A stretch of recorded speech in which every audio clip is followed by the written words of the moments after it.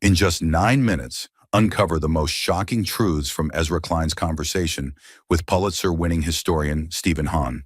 From why Americans once cheered deportations, to the fascist idea that began in America, to how liberals helped build a political monster.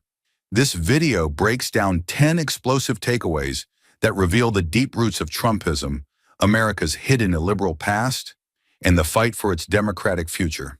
Takeaway 1. American history is soaked in illiberalism. Steven Hahn argues that illiberalism is not some strange or foreign threat. It is deeply American. It has shaped the country from the very beginning. This includes the forced removal of Native Americans, the institution of slavery, and Jim Crow laws. These were not fringe ideas. They were central to the functioning of American society. Illiberalism is about hierarchy, exclusion, and power being concentrated in the hands of those who define who belongs and who does not. It's not just about race. Gender, religion, and political beliefs have also been used to determine who gets rights and who gets expelled from the national community. Hahn says, illiberalism is not at the margins, but very much at the center.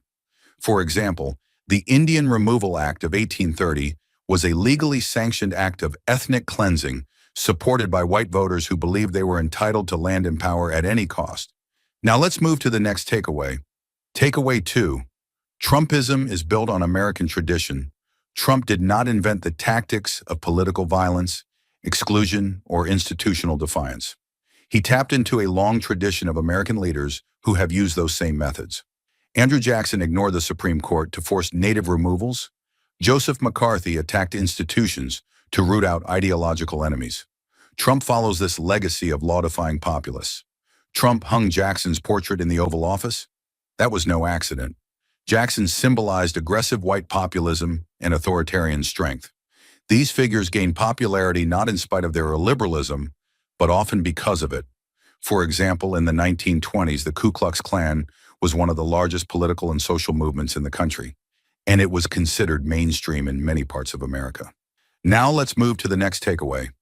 Takeaway 3. White identity has always driven backlash. Illiberal surges in the U.S. often come as reactions to perceived threats against white Christian identity or dominance. After Obama's election, there was a backlash so extreme it birthed the Tea Party, the birther movement, and ultimately Trump. Hahn sees this as part of a recurring American story. The idea of a black man leading the nation triggered deep resentment. It was not just political, but racial, cultural, and historical. Trump's rise through the racist lie of birtherism shows how powerful these resentments remain. For example, during Reconstruction, the South could accept the end of slavery but not black political power. This echoes how many reacted to Obama's presidency. Now, let's move to the next takeaway. Takeaway 4. Liberals often compromise with illiberalism. Some of the most illiberal acts in U.S. history were carried out by liberal heroes. This includes Japanese internment by FDR and mass incarceration laws backed by Bill Clinton. Liberals have often chosen order over justice, especially when pressured by conservative or racist forces. Hahn says liberals helped feed McCarthyism. They wanted to appear tough on communism, so they purged the left from institutions. Liberalism, as practiced in the U.S., often fails in moments of crisis because it does not know how to handle power without compromise. For example, Lyndon Johnson passed the Civil Rights Act, but also escalated the Vietnam War, which targeted the poor and minorities for combat. Now let's move to the next takeaway. Takeaway 5. American institutions easily caved to pressure. During the Red Scare, universities and businesses did not resist. They fired suspected leftists and blacklisted them to avoid government scrutiny. Institutions often choose survival over principle. Hahn calls this bending the knee. Today, the same dynamic is playing out again. Schools, media, and corporations are afraid to stand up to populist threats. Resistance is rare and fragile, especially when the government threatens real punishment. For example, Harvard's recent decision to fight back against political pressure is the exception, not the rule, and echoes how few universities stood up to McCarthyism.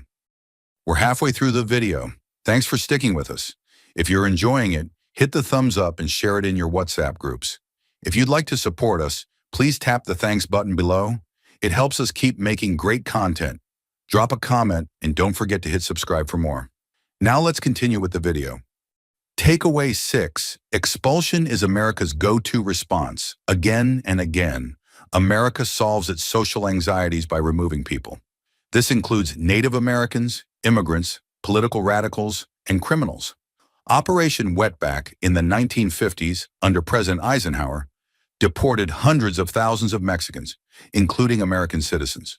Hahn says expulsion is a method for reaffirming belonging by forcefully rejecting those seen as threats.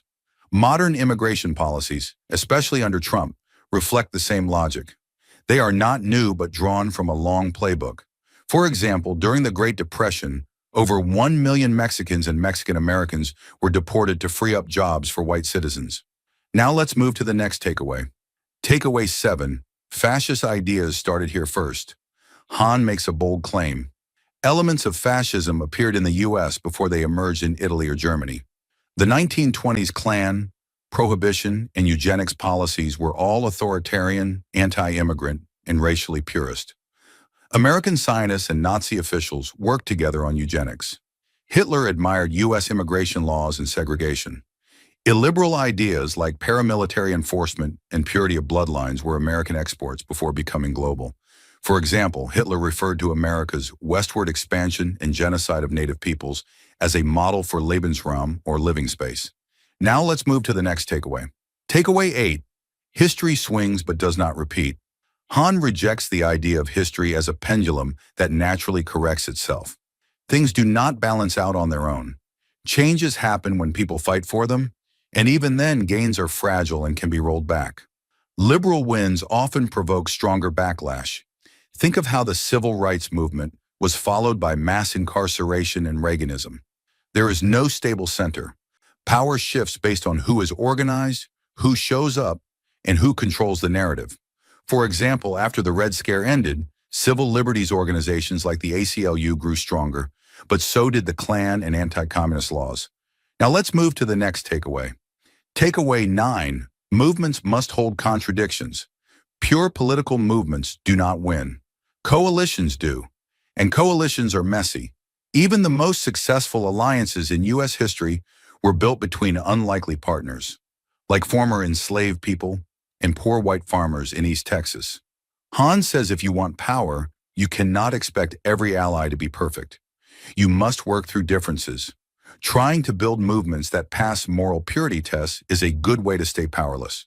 For example, Bernie Sanders and Trump both appealed to voters who hated elites and institutions, even if their solutions were completely opposite. Now let's move to the last takeaway. Takeaway 10. There are no final victories. The illusion that you can defeat Trumpism once and for all is dangerous. This is a long, ongoing struggle. Even when liberal values win a battle, the illiberal tradition is waiting to return. It is a permanent fixture in American life. Ezra Klein says, "I can't believe I'm still protesting this," quoting a woman from 2017. Hahn replies, "You're always going to be protesting this." The fight for democracy is never over. It is exhausting, but necessary. For example, the Voting Rights Act was passed in 1965, but weakened in 2013. Now many states have laws restricting voting again, especially for minorities. Here is a brief introduction about Steven Hahn. Steven Hahn is a Pulitzer Prize winning historian and professor of history at New York University, renowned for his work on slavery, emancipation, and the political history of the American South. Thank you for watching. If you'd like to support this channel, hit the thanks button below. It really helps us keep going. If you enjoyed this summary, please leave a like and share it in your WhatsApp groups. To join discussion about this video, drop a comment below. And for more videos like this, hit the subscribe button below.